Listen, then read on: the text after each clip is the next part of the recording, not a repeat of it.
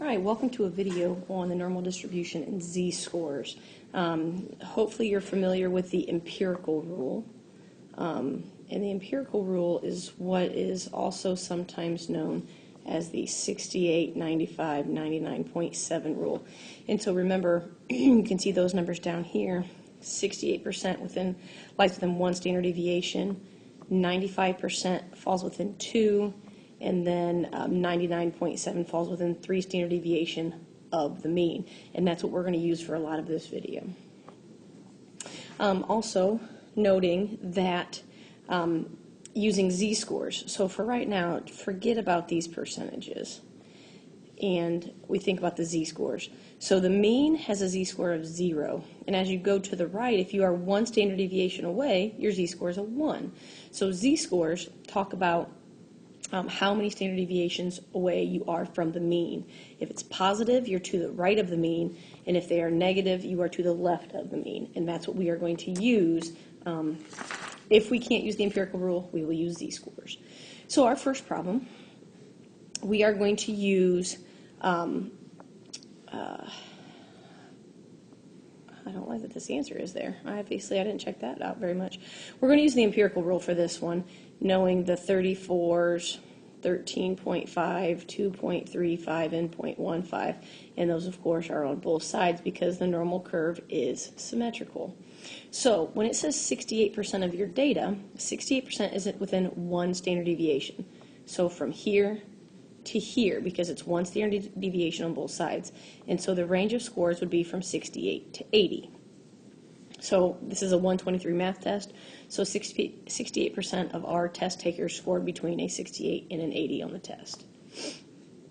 Now in number 2, it says what is the probability that a student scored less than 80? Okay, so I'm going to keep referencing back. I hope that's okay, because less than 80 is here. So we have to go all the way to the left if we're going less than 80. So you'll notice that we've got from 74, let me use a different color, from 74 down is half. So that's 50%. And then we have to add on this 30. So we would add the 50% plus the 34%. So probability that scored less than 80 would be an 84% or 0.84, because probability can be percent or decimal. And then we get to probability that somebody scored more than 65. Well, when you look at this, remember that 74 is here, then we had 68, and we go down to 62. Well, 65 falls here. This is one where we can't use the empirical rule because it's not directly on, and that right there is the limitation of the empirical rule. So we're going to have to use a z-score. So so 65 is here, and we want to know more than 65, so we're looking for the shaded region in orange. Well, I'm going to start with the z-score. Z-score is value, which is 65, minus the mean, which is 74, and we know the standard deviation is 6. That was given to you at the very beginning, and you can see the difference between 68 and 74 is 6. So when I do that math, I get negative 9 over 6, which is negative 1.5. So my z-score here is negative 1.5. So you look in your packet at the z-score page. I believe it's 138. So on page 138, and you find a z-score of negative 1.5. And it spits out 0.0668. And as you recall, that is distance to the left of your value. Well, we don't want distance to the left, we want distance to the right. So in order to find this distance over here, I would have to take 1 minus the 0.0668, because we were talking about complements, right? And we end up with 0.9332 as our final answer.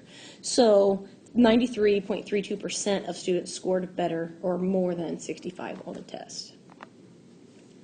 Okay, let's look at the next page.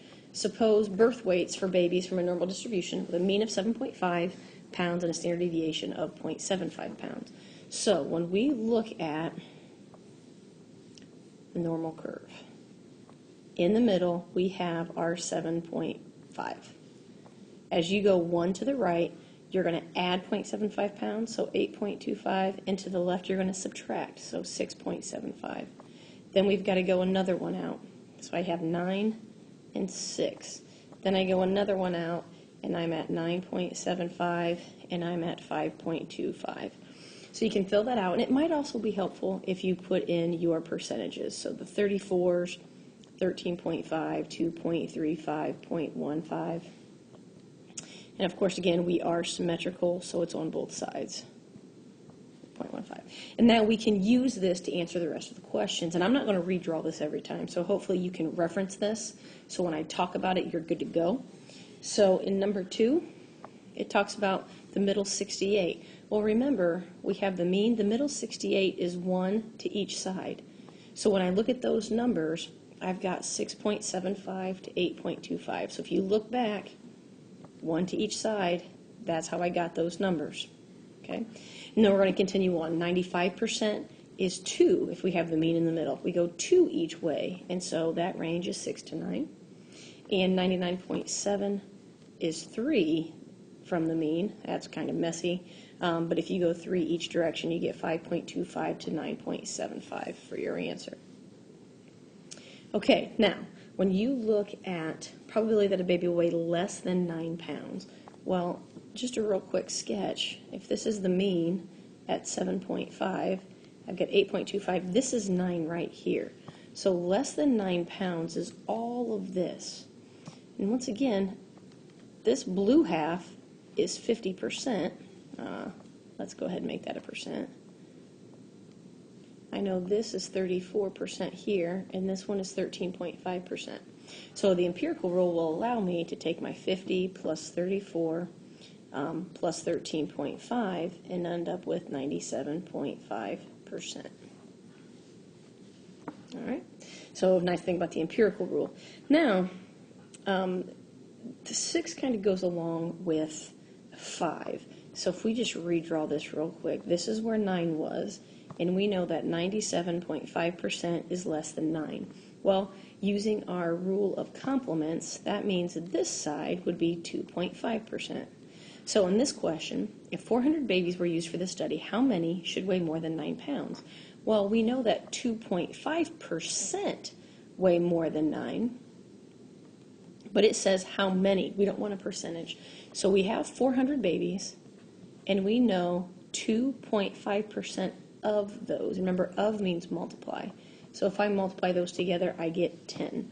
So if 400 babies were used for the study, 10 of them should weigh more than 9 pounds based off our empirical rule data. All right, let's turn the page. We're on page 360. And we've got an Ivy Tech student studies each week, mean of 30, standard deviation of 5. So when we fill this out, our mean's in the middle, and our mean is 30.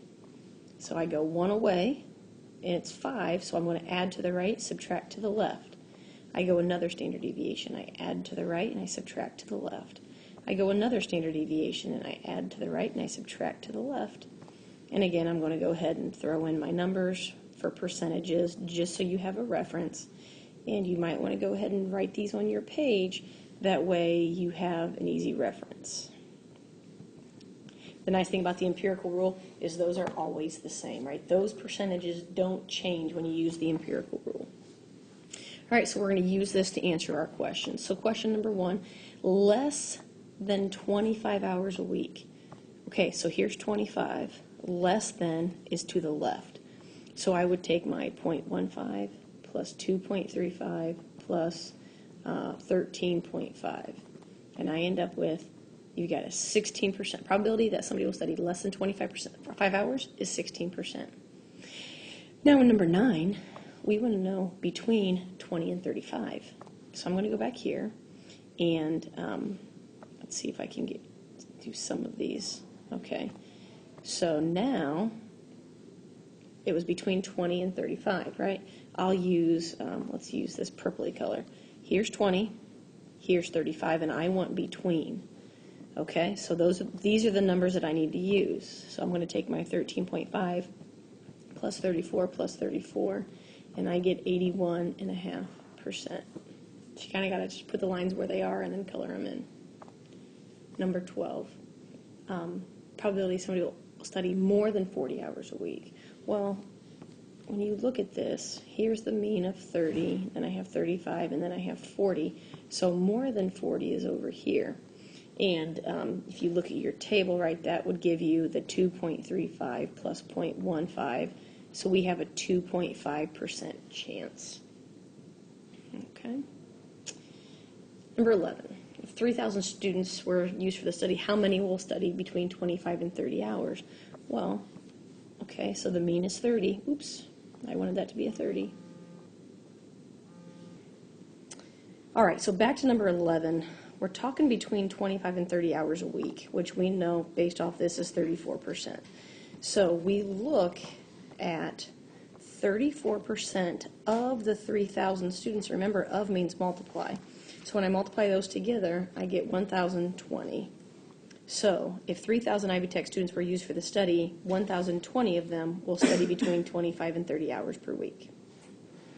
And the last question, number 12, same basic principle, but now we're talking more than 20 hours a week. So based off our curve, it's a horribly drawn curve, we know that 30 is in the middle and 20 is over here. So looking more than 20, we want to go to the right.